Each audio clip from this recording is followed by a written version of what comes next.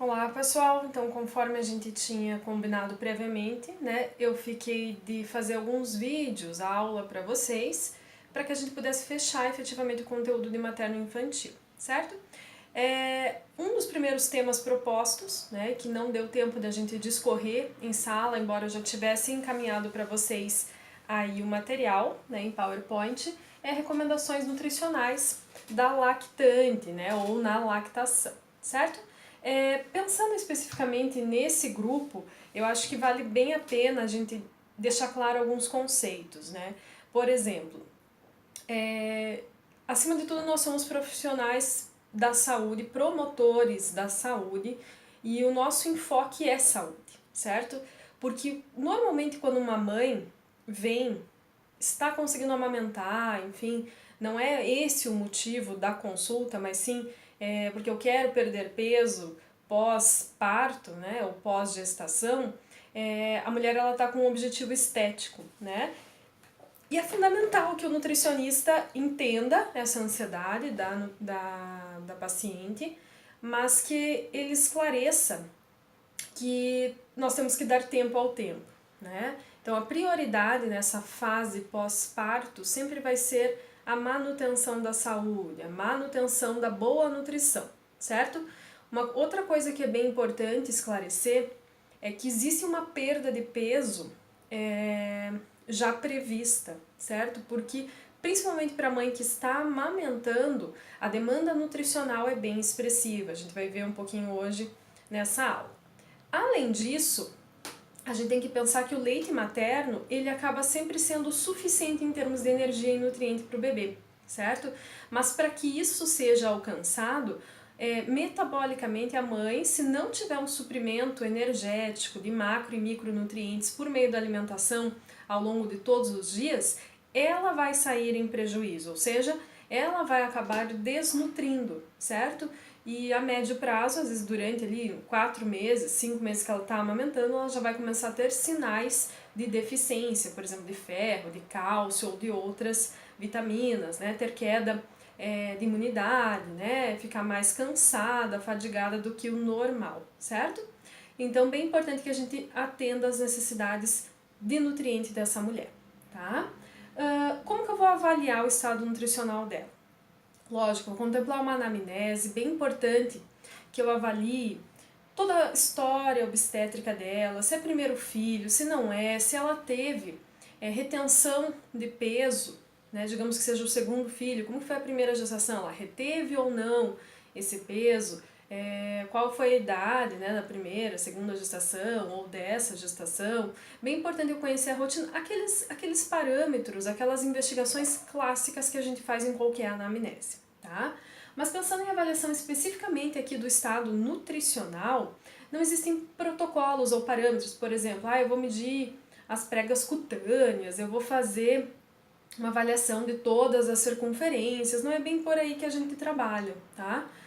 Normalmente o IMC já vai dizer muita coisa para nós. Existe também, né, a possibilidade, você como nutricionista, querer adotar um outro protocolo, né? Mas isso não é evidenciado pela literatura, então é uma conduta tua, né? O Ministério da Saúde fala para que a gente acompanhe as lactantes por meio de IMC e ponto final, tá?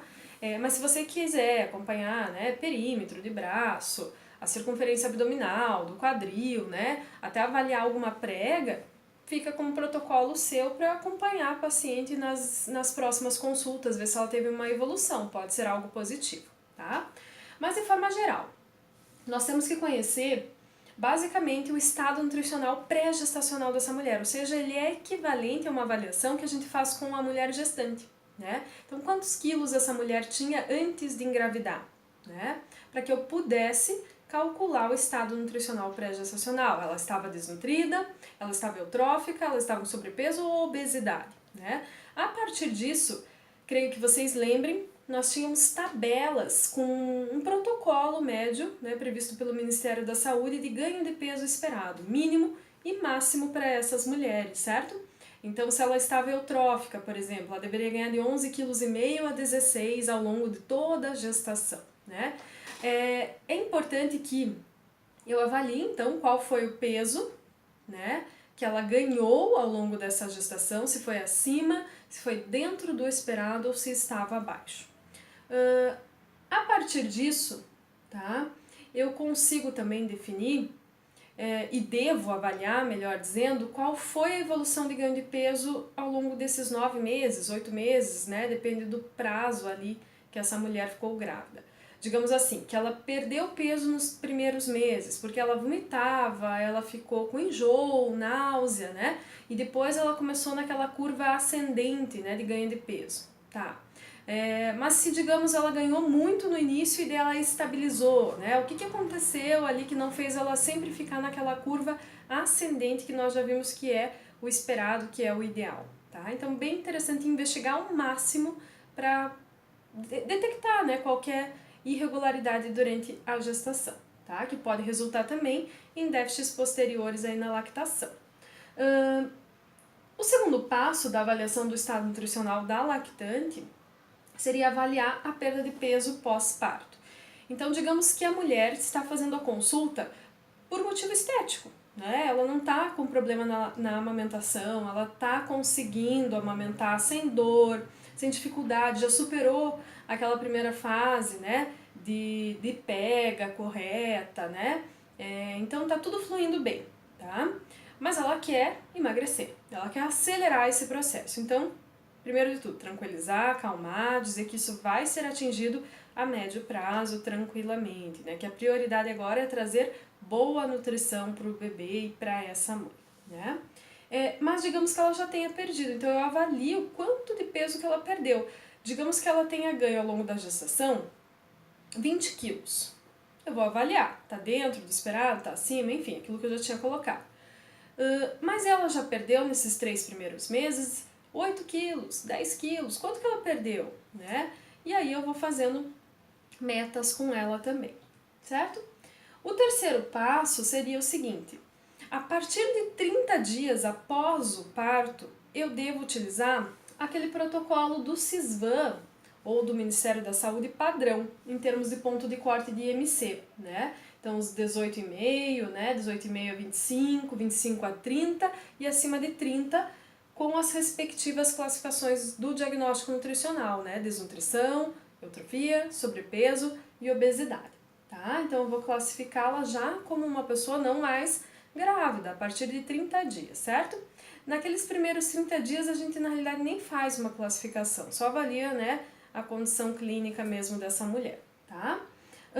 Mas tem um ponto aqui bem importante, que seria um motivo de atenção, é um alarme, né, sendo acionado ali como fator de risco para a lactação, ou seja, uma possibilidade aí para uma desnutrição ou uma carência nutricional dessa mãe, né, que é um IMC abaixo de 20,3 kg por metro quadrado, tá? Se eu considerasse isso como um número, né, encontrado a partir do cálculo do IMC para a população como um todo, eu ia enquadrá-la como eutrófica.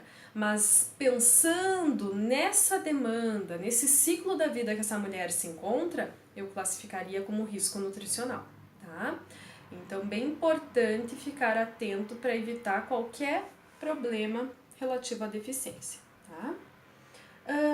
Qual que é a programação? O que é previsto pela literatura como saudável, de acordo com os estudos observacionais, né? Ou seja, acompanhando mulheres nessa fase da vida, no mundo inteiro, o que os estudos consolidaram que é saudável, não remete a risco, digamos assim. Porque lembrem do seguinte, sempre perder peso é o que o organismo interpreta como um insucesso, né? Como algo negativo, né?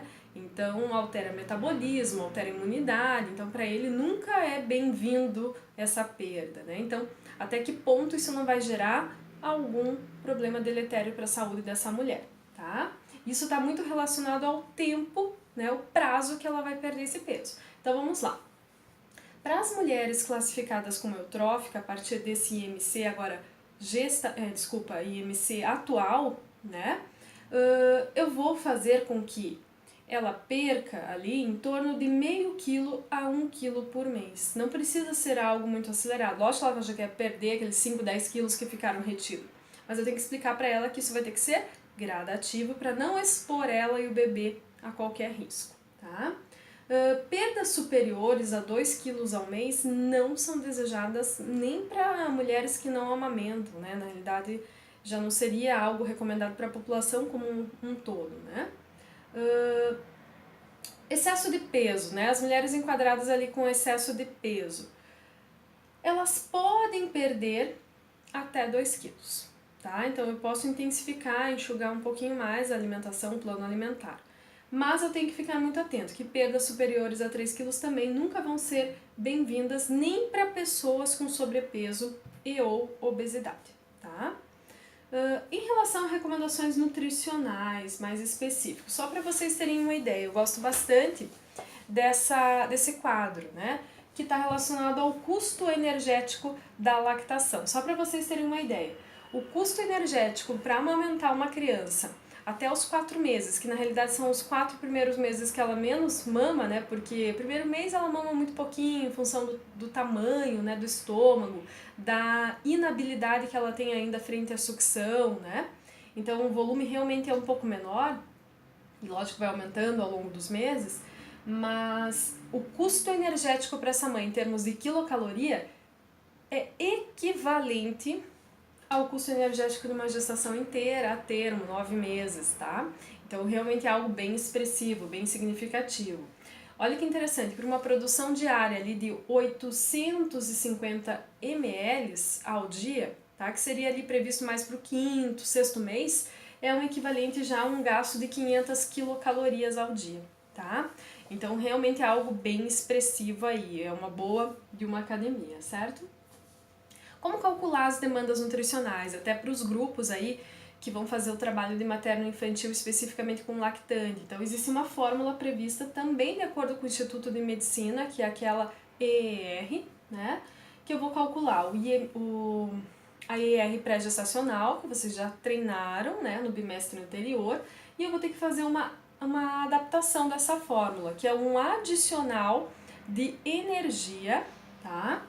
Somar, né, esse adicional de energia, que já é um valor protocolado, e tenho que fazer uma redução que remete à mobilização de gordura, de reservas, ou seja, projetando para o emagrecimento. Então, primeiro, qual que é a minha prioridade?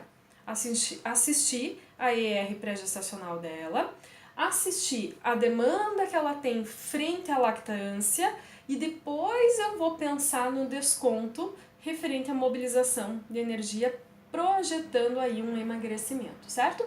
Bom, aí eu tenho uma categorização, tá? Que é nos primeiros 6 meses e dos 6 meses, melhor dizendo, a partir do 7º mês, até essa mulher, aí quando ela amamenta, né, até 1 ano de idade, por exemplo, certo?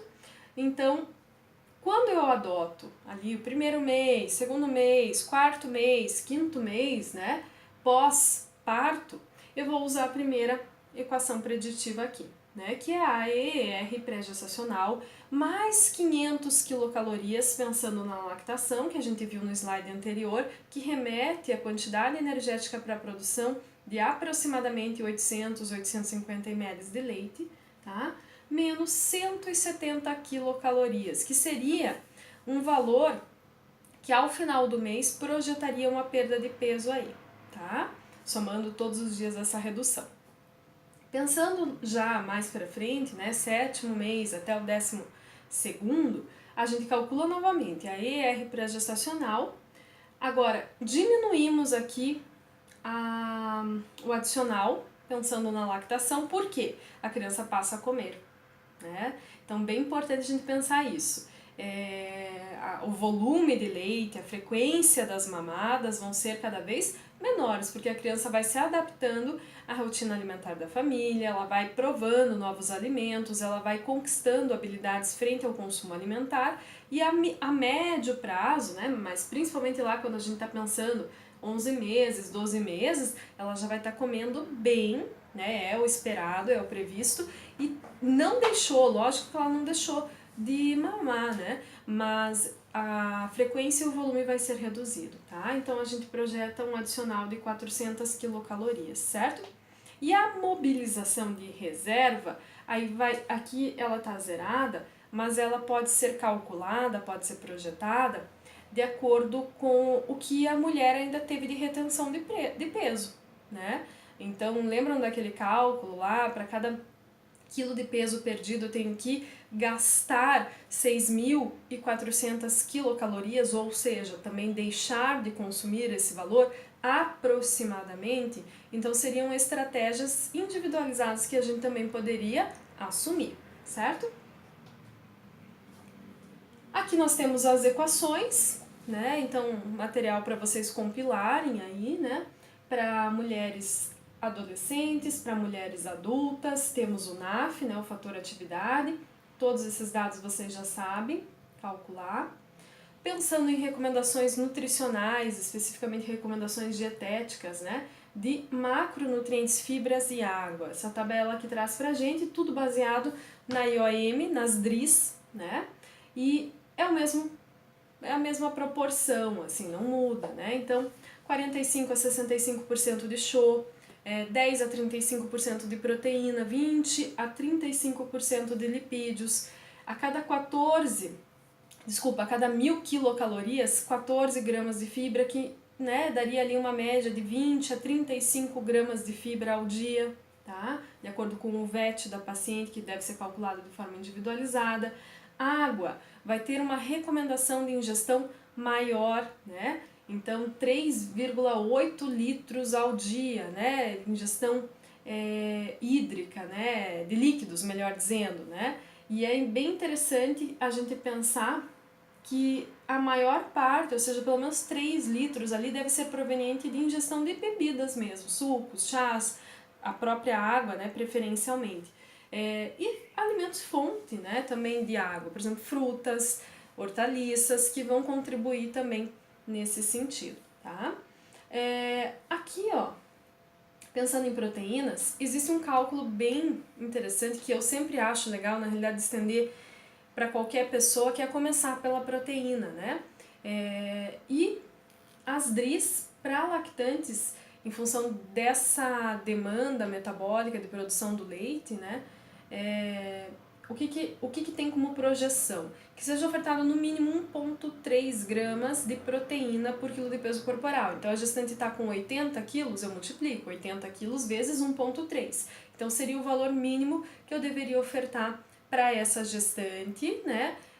Garantir a nutrição dela e garantir um leite saudável, aí, sem trazer prejuízos para ela, tá?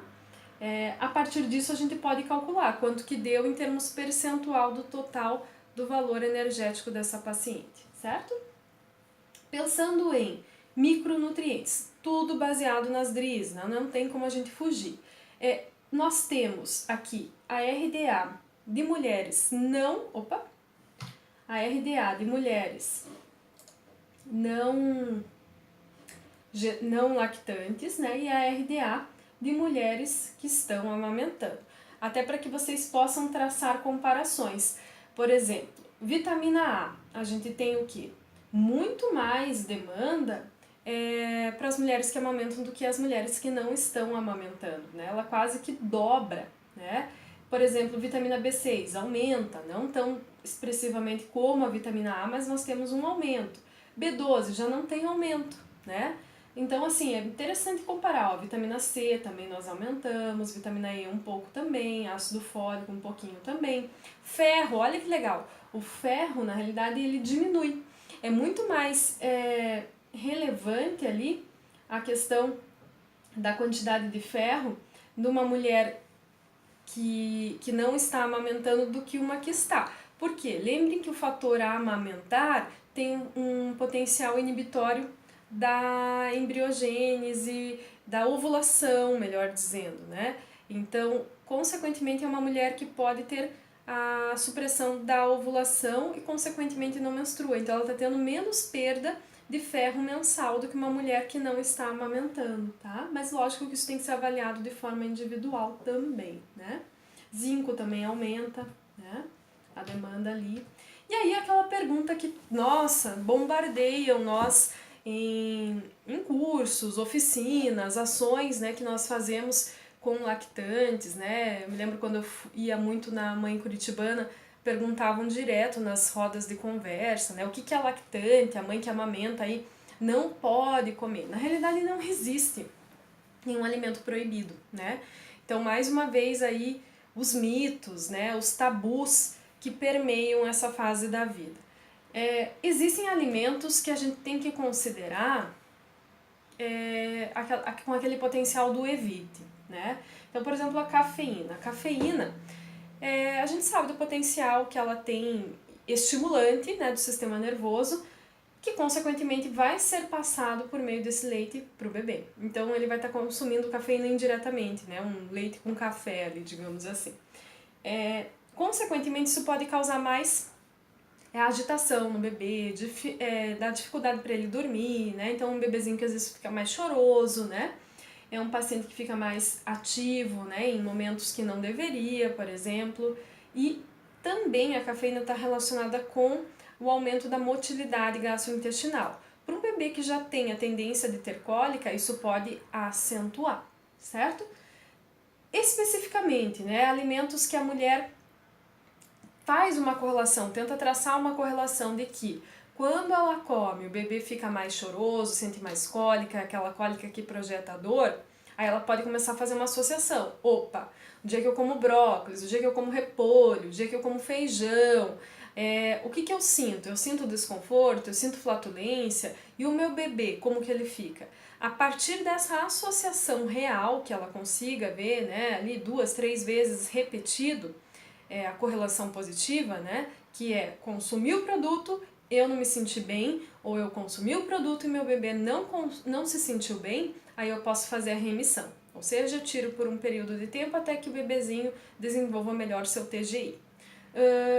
Também eu posso avaliar, né, por exemplo, dos feijões, das leguminosas, como que é a forma que ela prepara, ela deixa de remolho, ela descarta essa água, bem importante, né? Açúcar é altamente fermentativo, né? E daí eu penso na lactose, na sacarose, né? Então, evitar esses alimentos que têm potencial mais fermentativo, para algumas pessoas pode ser bem-vindo, mas não é regra. Tem pessoas que comem, sei lá, um touro e não vai acontecer nada, né? Então, é muito individual, certo? Outros alimentos que, assim, a gente percebe, né, que tem uma correlação com a transmissão, né, da substância, do composto via leite, seria aqui o ovo e o leite de vaca e o amendoim, pensando em possibilidades de alergias, né? Então, por exemplo, se a mãe toma leite de vaca, né, pode ser que alguns resíduos passem para o bebê, né? Então, se o bebê começa a desenvolver reações alérgicas que são correlacionadas com a PLV, alergia à proteína do leite de vaca, normalmente é o pediatra que vai fazer essa correlação por avaliação clínica e às vezes laboratorial, aí a mãe pode fazer a remissão, ou seja, ela não consome por um período, né, leite, derivados, né, da vaca, no caso, para que ela não passe esses resíduos pro leite dela, tá? Seriam opções aí, ou de outros alimentos potencialmente alergênicos, como as castanhas, principalmente o amendoim e o ovo, mas não é tão comum assim, certo? É muito mais comum eu ter uma APLV quando o bebê toma efetivamente o leite, né? Porque dele, em função daquela barreira intestinal mais aberta, o que acontecia? Basicamente, as proteínas intactas, caseína, por exemplo, acabava passando e era interpretada como um agente viral, um agente patogênico, uma bactéria. Tinha todo o sistema imunológico sendo recrutado para combater, e aí existiam aquelas reações cutâneas ou reações sistêmicas, né? Convulsão, febre, né? As feridas cutâneas e tudo mais, certo? Gente, lactantes na realidade é tranquilo, né? A gente acaba trabalhando muito com a qualidade dos alimentos, né? Até tinha falado para vocês na última aula que eu sou fã em trabalhar com qualidade. Então pensem nos alimentos fonte, né? Quais são os micronutrientes ali que a mulher durante essa fase da vida vai ter mais demanda, algumas vitaminas, alguns minerais. Então são alimentos que seria interessante talvez confeccionar aquelas lâminas, né? Que a gente tinha até trabalhado anteriormente, incentivar o consumo. Trabalhem muito com a qualidade, cuidem para não ficar tão engessado muitas vezes, eu peco nesse sentido com vocês, porque eu pego no pé, fecha lá tantas quilocalorias, tantos por cento, tantas gramas de show, enfim, mas é mais para treino, né? Então, sejam mais conscientes, pensem na qualidade do alimento, principalmente nessa fase da vida, né? Que a gente quer dar um suporte nutricional para essa mulher, tá? Pensem em alimentos que têm potencial de produzir neurotransmissores, por exemplo, serotonina, dopamina, né? Então, abacate, a banana, né? Pensando no triptofano, que é um aminoácido que está presente nesses alimentos, porque daí você alivia a ansiedade, né? Dá mais relaxamento para essa mãe e tudo mais, né? Então, pensem na nutrição funcional, né? O que ela tem para favorecer para nós aí, certo? Gente, obrigada pela atenção.